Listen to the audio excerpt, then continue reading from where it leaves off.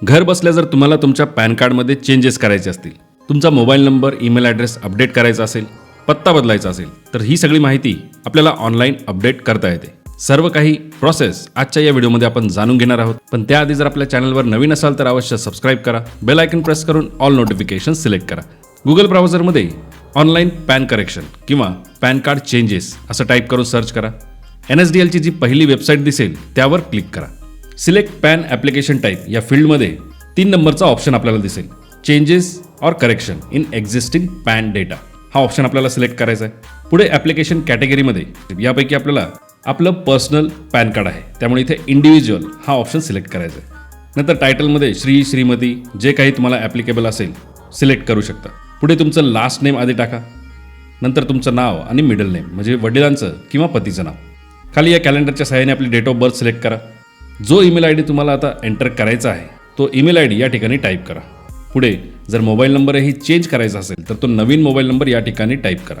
तुम्ही इंडियाचे सिटीजन आहात का, या ठिकाणी येस हा ऑप्शन टिक करा आणि पुढे तुमचा पॅन नंबर अचूक या ठिकाणी टाईप करा.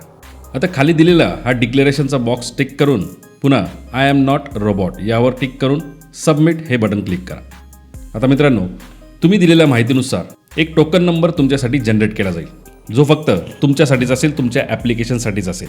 आता इथे सांगण्यात आलेलं आहे की हा टोकन नंबर जो आहे तो 30 दिवसांसाठी व्हॅलिड असेल. या 30 दिवसांच्या आत तुम्हाला या टोकन नंबरचा वापर करून पॅन कार्ड करेक्शन किंवा पॅन कार्ड चेंजेसचं ॲप्लिकेशन सबमिट करायचं आहे. ते आपण आता लगेच करत आहोत, त्यामुळे इथे कंटिन्यू बटन क्लिक करा. आता इथे 4 स्टेजेस आहेत, guidelines, personal details, contact and other details आणि डॉक्युमेंट डिटेल्स. ते एक एक करून आपल्याला या स्टेप्स पूर्ण करायच्या आहेत. इथे 3 अजून ऑप्शन आहेत, submit digitally through eKYC and E-sine paperless. यासाठी तुम्हाला eKYC करावी लागणार आहे. ती जर तुम्ही ई-साईन पद्धतीने केली म्हणजे आधार कार्डचा वापर करून केली तर इथे तुम्हाला कुठलेही डॉक्युमेंट सबमिट करायची गरज पडणार नाही. दुसरा ऑप्शन आहे submit scan images through E-sine. जर तुमचा आधार नंबर आणि मोबाईल नंबर हा लिंक नसेल तर तुम्हाला हा दुसरा ऑप्शन वापरता येईल, पण या ठिकाणी तुम्हाला तुमचे डॉक्युमेंट्स हे स्कॅन करून या ठिकाणी अपलोड करावे लागणार आहेत. आणि तिसरा ऑप्शन आहे फॉरवर्ड ॲप्लिकेशन डॉक्युमेंट फिजिकली. जर तुमच्याकडे आधार कार्डही नसेल, आधार पॅन लिंकही नसेल तर तुम्ही तुमचे डॉक्युमेंट्स फिजिकली हे त्यांनी सांगितलेल्या पत्त्यावर पाठवू शकतात, कुरिअर करू शकतात. तर आपण इथे सगळ्यात सोपा ऑप्शन जो आहे आधार बेस्ड eKYC म्हणजे पहिला ऑप्शन तो सिलेक्ट करणार आहोत. यामुळे आपल्याला कुठलेही डॉक्युमेंट्स अपलोड करावे लागणार आहे, कुठेही ते पाठवावे लागणार नाही. आता इथे आणखी एक प्रश्न आहे, whether physical PAN card is required. ज्यावेळेस तुमचे चेंजेस पूर्ण होतील तुम्हाला फिजिकल म्हणजे जे काही PVC कार्ड आपल्याकडे आहे पॅन कार्डचं ते पाहिजे आहे का. असेल तर इथे येस क्लिक करा, नसेल तर नो क्लिक करा. म्हणजे PVC स्वरूपात पाहिजे असेल तर तुम्ही इथे येस क्लिक करा. यासाठी तुम्हाला फी द्यावी लागणार आहे. आता खाली तुमचा पॅन नंबर दिसेल, त्याखाली आधार नंबरच्या काही डिटेल्स भरायच्या आहेत. आधार कार्डचे शेवटचे 4 आकडे या ठिकाणी टाकायचे आहेत दुसऱ्या बॉक्समध्ये. ते टाकल्यानंतर खाली एक सूचना आहे, I hereby agree that my photograph as available in Aadhaar shall be printed on PAN card. या ठिकाणी तुम्हाला येस ऑर नो सिलेक्ट करायचं आहे. जर तुम्ही इथे येस केलं तर आधार कार्डवर जो काही फोटो अवेलेबल असेल तोच तुमच्या पॅन कार्डवर छापला जाईल, कारण आपण आधार बेस्ड eKYC करत आहोत. त्यामुळे इथे येस ऑप्शन सिलेक्ट करा. खाली फुल नेम ऑफ द ॲप्लिकेंटमध्ये आपलं नाव दिसेल, ज्याप्रमाणे पॅन कार्डवर नाव छापलं जाईल ते सुद्धा या ठिकाणी दाखवलं जाईल. खाली तुमची डेट ऑफ बर्थ दिसेल, त्यावर टिक करा. जेंडर दिसेल, त्यावर टिक करून तुमचं जेंडर सिलेक्ट करा. खाली फोटो मिसमॅच आणि सिग्नेचर मिसमॅच हे दोन्ही बॉक्सेस टिक दिसतील. ते आपल्याला डिसिलेक्ट करता येणार नाही, कारण या गोष्टी आधार कार्डवरून पुल केल्या जाणार आहेत. आता खाली डिटेल्स ऑफ पॅरेंट्समध्ये 2 ऑप्शन आहेत, फादर्स नेम, मदर्स नेम. जर तुम्ही अशी व्यक्ती आहात जिथे तुमची आई ही फक्त सिंगल पॅरेंट आहे, वडील नसतील तर तुम्ही तुमच्या आईचं नाव सुद्धा पॅन कार्डवर प्रिंट करू शकतात. Even married woman should fill in father's name only. जरी लग्न झालेलं असेल तरी विवाहित महिला त्यांच्या वडिलांचं नाव हे त्यांच्या पॅन कार्डवर प्रिंट करू शकतात.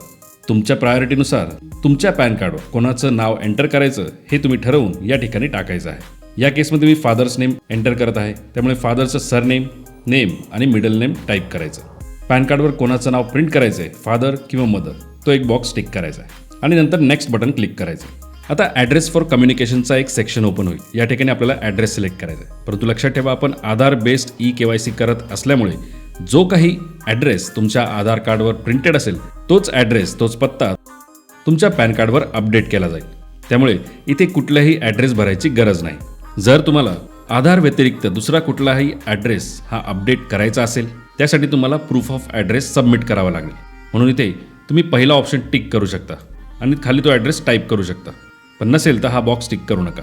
खाली आणखी एक ऑप्शन आहे, telephone number and email ID details. तुम्हाला तुमचा अपडेटेड मोबाईल नंबर आणि ईमेल ॲड्रेस द्यायचा आहे. तर इथे पहिले कंट्री कोड सिलेक्ट करा, जो इंडियाचा आहे 91. त्यानंतर तुमचा मोबाईल नंबर तुम्ही ऑलरेडी दिलेलाच आहे. ईमेल ID सुद्धा ऑलरेडी दिलेला आहे, जो तुम्हाला अपडेट करायचा आहे. आता या पॅन कार्ड व्यतिरिक्त इतर पॅन कार्ड तुमच्याकडे असतील तर त्याची माहिती तुम्हाला या ठिकाणी द्यावी लागणार आहे. लक्षात ठेवा, एकापेक्षा जास्त पॅन कार्ड असणं दंडात्मक कारवाईला पात्र ठरू शकतं. नसेल तर हा बॉक्स टिक करू नका आणि नेक्स्ट बटन क्लिक करा. आपल्या 3 स्टेजेस कंप्लीट झालेल्या आहेत. आता आहे डॉक्युमेंट डिटेल्स. आपण आधार बेस्ड KYC करत आहे, ज्यामुळे आपल्याला कुठलेही डॉक्युमेंट देण्याची गरज पडणार नाही. म्हणून इथे प्रूफ ऑफ आयडेंटिटीमध्ये सुद्धा Aadhaar card by default select आहे. प्रूफ ऑफ ॲड्रेसमध्ये सुद्धा बाय डिफॉल्ट आधार सिलेक्ट आहे. प्रूफ ऑफ बर्थमध्ये सुद्धा आधार कार्ड सिलेक्ट आहे. फक्त इथे आपल्याला प्रूफ ऑफ पॅनमध्ये कॉपी ऑफ पॅन कार्ड हे सिलेक्ट करायचं आहे. खाली आपलं नाव टाकायचं आहे.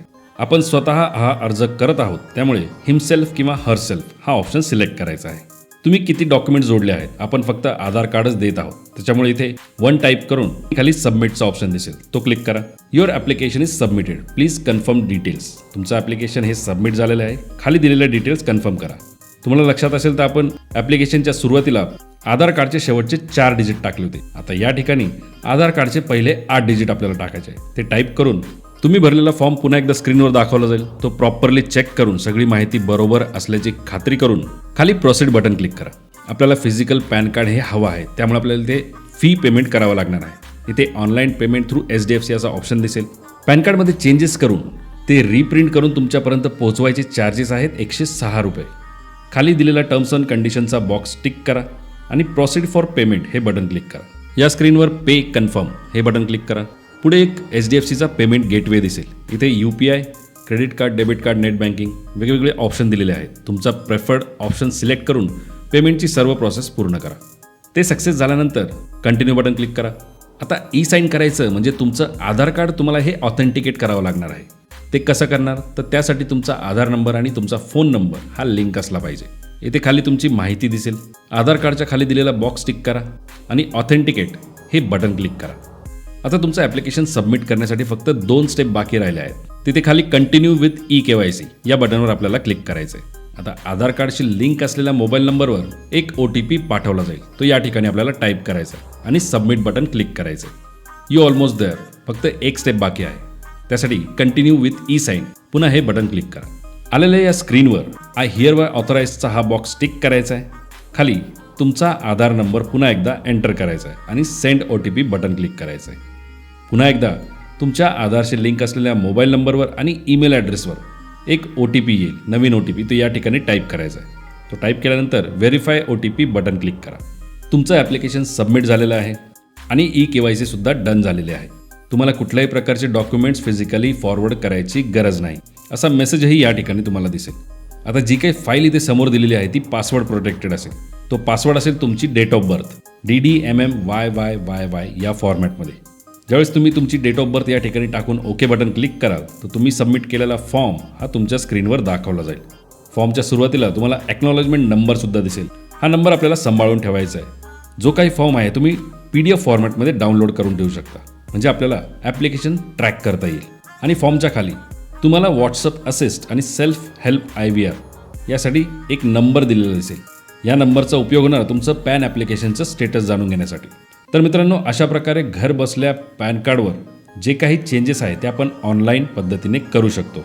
काही प्रश्न असतील तर कमेंट देखील तुम्ही करू शकता. धन्यवाद. जय हिंद, जय महाराष्ट्र.